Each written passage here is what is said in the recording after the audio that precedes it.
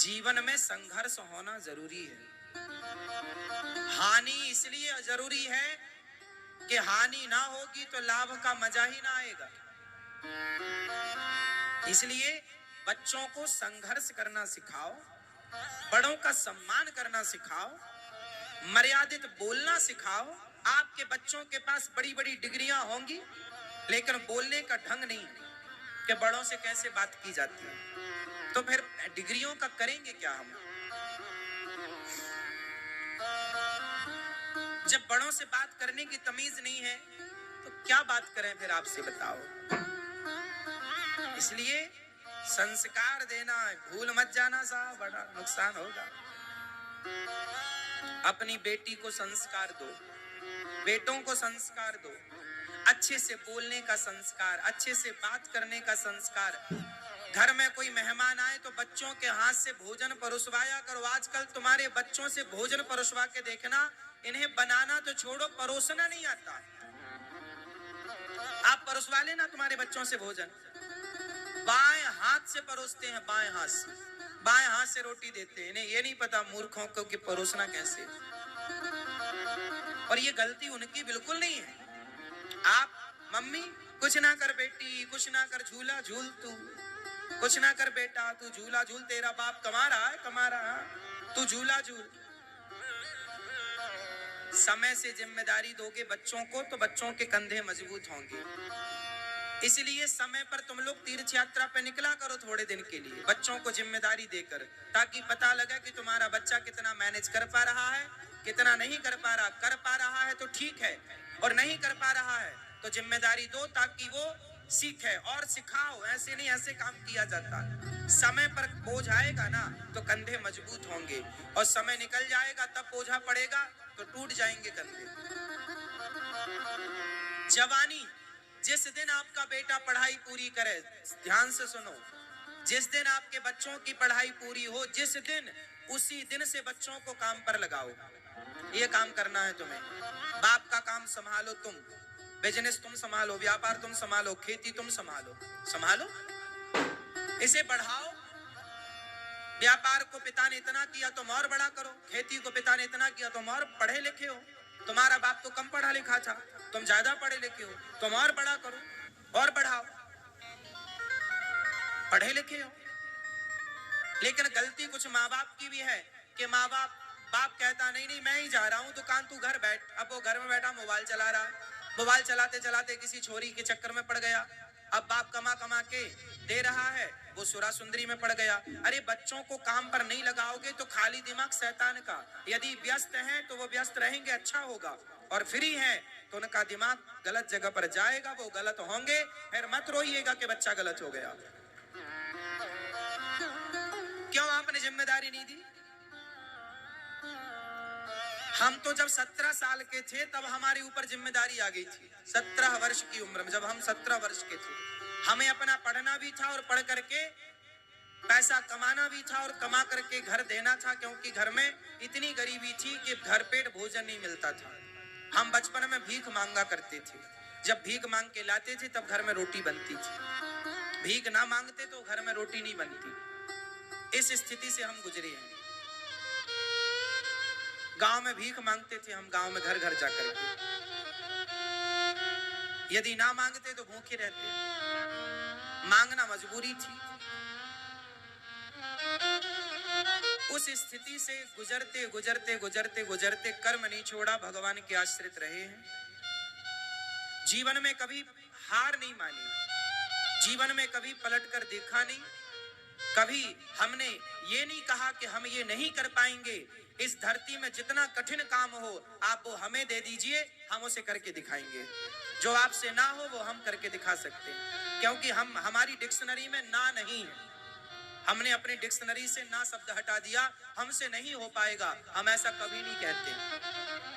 हम सब कुछ कर सकते हैं, हमारी इच्छा शक्ति है तो हम सब कुछ क्या नहीं कर सकते? हम सब कर सकते हैं। और जितना हमें लगा कि करना चाहिए उतना भगवत कृपा ने कराया, बिहारी जी ने उतना कराया।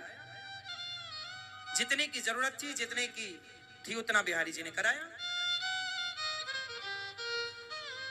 हमने अपने दिमाग को, अपनी बुद्धि को सदा अच्छी जगह लगाया, अपने दिमाग को अच्छी जगह खर्च किया, बुरे कामों में बुद्धि नहीं लगाई, कभी बेईमानी में, गलत काम में बुद्धि नहीं लगाई। इसलिए संघर्ष मुझे अच्छा लगता। यदि मैंने बचपन में भीख ना मांगी होती ना, तो आज मैं इतना मजबूत ना होता जितना मजबूत हूं। मेरे जीवन के स्ट्रगल ने, मेरे जीवन की मुसीबत विपत्ति ने मुझे बहुत मजबूत किया। मैं हर हालात से लड़ सकता हूं, हर हालात से मैं लड़ सकता हूं। मैं कभी घबराता नहीं हूं। कितनी भी चुनौतियां आए, अरे अब क्या चुनौतियां आएंगी, जितनी आनी थी खूब आई और खूब मैंने उनका डट के सामना किया। हमारे जीवन में जितनी चुनौतियां आई, मैं उतना मजबूत होता गया। मैं हारा नहीं। क्या नहीं आया? अब आप सोचिए कि जीवन में जीरो से आदमी, भीख मांगने से जो आदमी चला हो, क्या चुनौतियां नहीं आई होंगी? आपको क्या लगता है साहब, भिखारियों का कितना अपमान होता है? इस संसार में हर अपमान को मैंने सहा है। भिखारियों को लोग क्या नहीं कहते, मुझे भी लोगों ने क्या नहीं कहा, क्या नहीं सुना मैंने, क्या नहीं देखा मैंने। समाज ने सम्मान भी दिया है और समाज ने दो बातें सुनाई तो हमने उनसे सीखा भी। हमने पलटकर किसी को जवाब नहीं दिया, हमने पलटकर किसी को गाली नहीं दी। सब देखते चले आए, देखते, पलटकर जवाब नहीं। हर सुख दुख हानि लाभ उतार चढ़ाव, अपना पराया सब देखा। इसलिए मैं आपके बच्चों से, मैं आपसे कहूंगा कि आप भी अपने बच्चों को ना ज्यादा लग्जरी जिंदगी मत दीजिएगा। लग्जरी जिंदगी में बच्चा खोखला होता है। आप किसी को बस बिठा दो, आप काम मत कराओ। बढ़िया एसी की हवा मिल रही है, खाने को पकवान दे दो, एसी की हवा दे दो, घूमने को गाड़ी दे दो। जो आदमी 10 साल तक एसी की हवा में बैठ लेगा, बढ़िया गाड़ियों में घूम लेगा और बढ़िया पकवान खाएगा, वो खोखला हो जाएगा। मजबूत होने के लिए ना भूखा भी रहना पड़ता है। मजबूत होने के लिए नंगे पांव दौड़ना पड़ता है, दौड़ना पड़ता है। बच्चों को मजबूत बनाओ साहब, एसी की हवा में बिठाने की जरूरत नहीं है। बच्चों को लग्जरी जिंदगी बाप ना दे। बाप तो बच्चों को स्ट्रगल करना सिखाए। बेटा मेहनत करो, कमाओ, अपना कमाओ, अपना बिजनेस करो, अपना करो। हर सुख दुख उतार चढ़ाव को देखो, हर मुसीबत का, हर विपत्ति का सामना करो। पता लगेगा ना कि विपत्ति पर आप क्या, आपका रिएक्शन क्या है, आप कैसे रिएक्ट करते हैं, आप झेल पाएंगे कि नहीं। पहले जो राजा बनता था ना, बाप जो राजा बनता था तो बाप पहले उसे भेजता था, जा जंगल, पहले शेर का शिकार करके ला। बेटा शेर का शिकार करके लाएगा तो बाप राजगद्दी में बिठाएगा, क्योंकि बाप ये भी तो देखना चाहता है ना कि मेरा बेटा मेरे मरने के बाद ये प्रजा की रक्षा कर पाएगा कि नहीं। जो खुद की रक्षा नहीं कर पाया शेर से, वो प्रजा की क्या रक्षा करेगा। इसलिए पहले के राजा लोग शेर का शिकार करते थे, इसलिए ये दिखाने के लिए प्रजा को कि देखो मैं तुम्हारी रक्षा कर सकता हूं। एक सबसे बड़ा जान पक्षी होता है जिसे बाज कहते हैं। बाज के बारे में मैंने डिस्कवरी चैनल पर सुना। मैं पहले जब टीवी देखता था ना, जैसे आपके बच्चे लोग टीवी देखते हैं ना, मैं पहले टीवी देखता था। अब तो टीवी देखने का समय नहीं है, वर्षों से मैं अब टीवी नहीं देखता। पहले बचपन में मैं बहुत टीवी देखता था, लेकिन टीवी में मैं डिस्कवरी चैनल देखता था। हमारे घर में 2009 में तो टीवी आई पहली बार। 2009, अभी 23 चल रहा है ना, 2009 में हमारे यहाँ टीवी, हम दूसरों के घर में टीवी देखने जाते थे। जब रामायण आती थी, महाभारत आता, तब हम दूसरे गांव में जाते थे टीवी देखने, नदी पार करके। अभी तो आप लोगों के घर में टीवी कब आई? आपके घर में टीवी कब आई? किस सन में?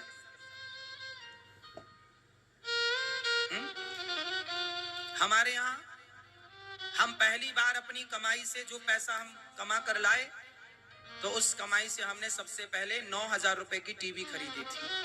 आज भी वो टीवी 2009 में खरीदी थी, आज भी वो टीवी है। बचपन में हम गैया चराने जाया करते थे ना, तो हम जूता नहीं था हमारे पास, नंगे पांव खेतों में गैया चराते थे। पिताजी से जब 1 महीना तक रोज कहते थे जूता दिलाओ, जूता दिला दो, अब जूता दिलवा दो, पांव के छाले दिखाते थे, देखो कांटा लग गया। तब पिताजी जूते दिलाते थे। क्या करें, तब लगता था पिताजी नहीं दिलाते, पर अब पता चला कि पिताजी के पास पैसे नहीं थे। उस समय 50 रुपए के जूते आते थे, जो खेत में किसान लोग पहनते ना, वो वाला जूता। हमारे सारे दोस्त जो गैया चराने हम लोग साथ में जाते थे, 4-6 लड़के, तो सब जूता पहन के जाते थे, टोपी लगा कर जाते थे कि धूप ना लगे, क्योंकि गैया तो धूप में खड़े होकर चराना पड़ती है, हर जगह पेड़ नहीं होता। तो मैं जूते के लिए कई बार कई सालों तक, मुझे अच्छे से याद है, सालों तक नंगे पांव गैया चराई है, सालों तक। 10-20 कांटे तो पांव में लगे रहते थे, पता ही नहीं चलता था। पैदल चलने की इस तरह आदत हो गई थी कि पैदल ही चलने की आदत थी। 10-20 किलोमीटर भी पैदल चलाओ तो पैदल चल लेंगे, ऐसे पांव हो गए थे, मट्ठर पांव हो गए थे। चलते चलते खेतों में, पत्थर में नंगी पांव थी। एक करोड़पति आदमी था, एक बहुत बड़ा उद्योगपति था, उसका बेटा पढ़ करके विदेश से आया। उसके पिता की हजारों करोड़ की फैक्ट्री थी, हजारों करोड़ का टर्नओवर था, काम था।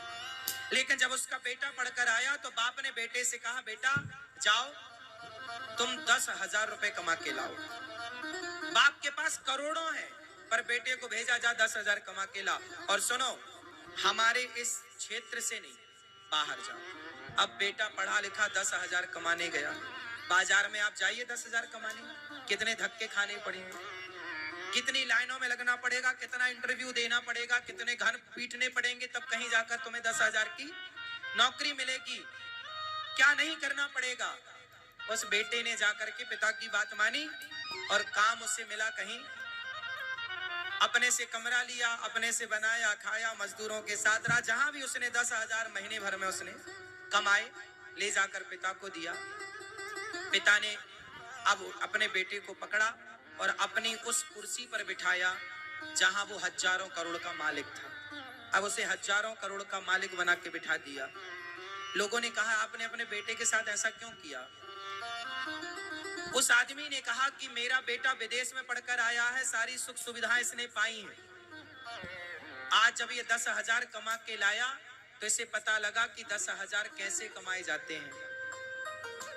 आम आदमी क्या होता है, आम आदमी की जिंदगी क्या होती है। इसलिए इस फैक्ट्री में जो 1000 मजदूर काम करते हैं, अब ये मेरा बेटा उन मजदूरों का सम्मान करेगा, क्योंकि ये जानता है कि 10,000 की कीमत क्या है। अब ये सबकी रिस्पेक्ट करेगा। यदि ये बड़े बाप का बेटा बन के बैठ जाता तो ये आम आदमी को मच्छर समझता कि तुम्हारी औकात क्या हमारे सामने। अब तो ये लाइन में लग के देख चुका है कि 10,000 के लिए ये जो लोग हैं, ये परिवार चलाने के लिए 10-10,000 की नौकरी कर रहे हैं, बेचारे किस तरह परेशान हो रहे हैं। तो व्यक्ति को, आप अपने बच्चों को धनवान बना देना बड़ी बात नहीं है साहब। उस धन को मेंटेन करना, क्या आप उस धन को सही, क्या उस धन का आप सही उपयोग कर पा रहे हैं? क्या उस पैसे की कदर कर पा रहे हैं, इज्जत कर पा रहे हैं, या उसका आप दुरुपयोग कर रहे हैं? आपके बच्चे आपकी कमाई का, आपके पैसे का दुरुपयोग ना करें, बस इतनी सी बात है। पैसा मिलता है लोगों को तो दुरुपयोग करते हैं। आप अपने बच्चों को इतने संस्कार देना कि वो अपने धन का केवल सदुपयोग करें और अपनी मेहनत से कमाए, बेईमानी से ना कमाए, ईमानदारी से कमाए। बस मेरा तो सिंपल सिद्धांत रहा है, मैंने कभी किसी के साथ बुरा नहीं किया आज तक। मैंने हर परिस्थिति का डटकर सामना किया, लेकिन मैंने कभी किसी का बुरा नहीं किया, किसी के साथ छल नहीं किया साहब। मैंने 1 रुपए का छल नहीं किया। मुझे हर पल हर दिन याद है, मैं भूला नहीं। मैं कोई स्कूल में इतना ना पढ़ पाया, मैं कोई यूनिवर्सिटी में इतना ना पढ़ पाया जितना मेरी जिंदगी ने मुझे पढ़ा दिया, मेरे समय ने मुझे पढ़ा दिया। मेरे जीवन की स्थिति ने जो मुझे पढ़ाया है ना, वो कोई यूनिवर्सिटी नहीं पढ़ा सकती। मैंने एक बार अपनी घटना सुनाई थी। देखो जीवन में एक मेरे साथ घटना, मैं पढ़ने के लिए 5वीं क्लास तक मैं 8वीं तक ना 7वीं तक सरकारी स्कूल में पढ़ा हूँ। हमारे गांव में 5वीं तक स्कूल था, दूसरे गांव में फिर 10वीं तक स्कूल था, मैं वहां पढ़ने जाता था। एक बार हम दूसरे गांव में गए पढ़ने के लिए, वहां से छुट्टी हुई 4 बजे, हम लौटे तो वहां से ना 2 किलोमीटर गांव था, तो बस चलती थी तो हम लोग रुक जाते थे, बस आएगी बस में बैठ के जाएंगे। बस में पीछे लटक जाते थे, किराया ना देना पड़े। बच्चे तो बच्चे होते हैं, हम भी उस तरह की मस्ती करते थे। घुस जाते थे चुपके से बस में, और 2 किलोमीटर था, अगला स्टॉप गांव था, वहां बस रुकती, उतर जाते। बहुत सारे बच्चे थे, बस वालों को भी पता था कि इनसे बच्चों से क्या किराया लेना। हम लोग नहीं देते थे किराया।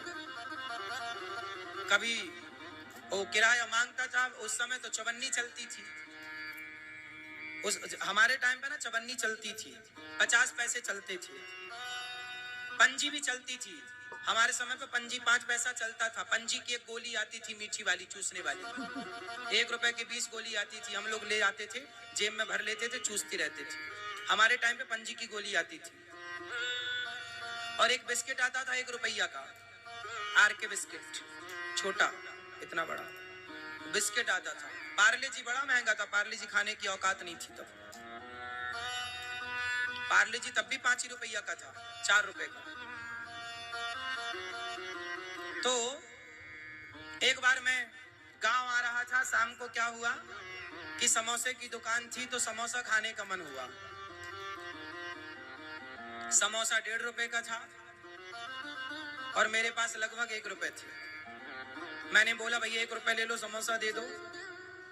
बस समोसे वाले ने समोसा नहीं दिया। मैंने कहा भैया दे दो 1 रुपए का समोसा। बच्चे थे, अब छठवीं पढ़ते थे उस समय, हम 6वीं क्लास के बच्चे थे, तो कितने बड़े थे हम। तो समोसा मांगा, उसने नहीं दिया, तो हमने जिद की 1 रुपया ले लो भैया, दे दो। तो हम उसकी दुकान में बैठे थे, उसने हाथ पकड़ के बाहर कर दिया, चलो बाहर यहाँ से। उसने बाहर कर दिया। तब से हमें सबक मिली कि जितनी औकात है, जितना चादर है, उतना ही पांव पसारना चाहिए। मतलब जीवन में अभाव क्या होता है, ये मैंने खूब देखा, एक एक चीज का अभाव। मेरे पिताजी ने आखिरी बार मुझे केवल मेला घूमने के लिए 2 रुपए दिए थे, ये मुझे याद है। मैंने अपने पिताजी से पैसे नहीं मांगे, जब से होश संभाला उसके बाद कभी पैसे नहीं मांगे पिताजी से। जो जो शौक था उसे फिर अपनी कमाई से पूरा किया। कोई बोझ नहीं बना मैं अपने बाप पर। आपके बच्चों से इतनी प्रार्थना करूंगा, अपने बाप पर बोझ मत बनिए बस। कामयाब बेटा वही है जो अपने बाप पर बोझ ना बने, वो कामयाब बेटा है। आप सफल व्यक्ति हैं। सफल व्यक्ति कौन होता है? सफल व्यक्ति उसे मान लेना चाहिए। बताइए सफल व्यक्ति कौन है आपके हिसाब से? किसे आप कामयाब मानते हैं? फटाफट बताइए। कामयाबी की परिभाषा आपके हिसाब से बताइए। सबसे पूछूंगा, तैयार रखना परिभाषा। शुरुआत आपसे। कामयाब व्यक्ति आप किसे मानते हैं? आप बताओ चश्मा वाले भैया, कामयाब व्यक्ति आप किसे मानते हैं? हाँ हाँ, दिन भर का हो, निर्भर, सेल्फ डिपेंड हो, ठीक है। आप बताओ, सेल्फ डिपेंड की भी कोई परिभाषा करके बताओ सेट। हम बताएंगे फिर अभी। भैया आप बताओ, दादाजी बताएंगे, कामयाब व्यक्ति आप किसे मानते हैं? क्या है, कौन है कामयाब आपके साथ? चलो अब मैं बता देता हूँ, समय कम है आप लोगों से पूछने का। जो मैंने अभी तक जाना, मेरी उम्र का तजुर्बा है, अब ये परिभाषा कहीं लिखी नहीं है, मैंने अपने से तैयार की है कि भाई जो मुझे लगा, मैंने, हो सकता मेरा मानना गलत हो तो आप इसे सही कर सकते हैं। मेरा मानना है कि जो व्यक्ति अपने पिता पर निर्भर नहीं, जो अपनी गृहस्थी अपनी कमाई से करता हो, चलाता हो, जो अपनी माँ और अपने पिता को भी अपनी कमाई की रोटी खिलाता हो, जो माँ बाप के धन की रोटी माँ बाप को ना खिलाए, जो अपनी मेहनत अपनी कमाई की रोटी अपने माँ बाप को खिलाए, अपनी कमाई की रोटी अपनी पत्नी को खिलाए, अपनी कमाई से अपने बच्चों को पढ़ाए लिखाए और उसके ऊपर किसी का कोई विशेष दबाव ना हो, जो अपनी कमाई से अपनी मेहनत से अपने लिए घर बना ले, अपनी मेहनत से अपने माँ बाप का अच्छे से अच्छे हॉस्पिटल में इलाज करा ले, अपनी माँ बाप की वो सेवा कर ले, अपने माँ बाप की दवाई इलाज के लिए किसी पर निर्भर ना रहे, जो अपनी गृहस्थी के काम अपने से कर ले, किसी के सामने उसे हाथ ना पसारना पड़े, बस उसी को आप कामयाब समझिए। किसी के सामने उसे हाथ ना फैलाना पड़े, बाप के सामने भी हाथ ना फैलाना पड़े, उसे आप कामयाब मानो। वो कामयाब है कि वो सेल्फ है। उसे बच्चों को पढ़ाना है तो दूसरों का मुंह नहीं देखना पड़ेगा कि भैया तुम पैसे दो, फिर पिताजी जरा पैसे दो, फीस भरें। बद नहीं, हम पढ़ाना, पैदा किए हो ना तुम, तो तुम ही तो पैदा किए हो, तो पढ़ाएगा बाप क्यों? तुम पढ़ाओ अपने बच्चों को। या फिर पहले अपने आप को योग्य बना लेते, फिर बच्चे पैदा करते। किसी पर भार क्यों बनते हैं आप लोग? बाप पर भी भार नहीं बनना चाहिए, मेरा मानना। क्यों जी, क्या कहते हैं?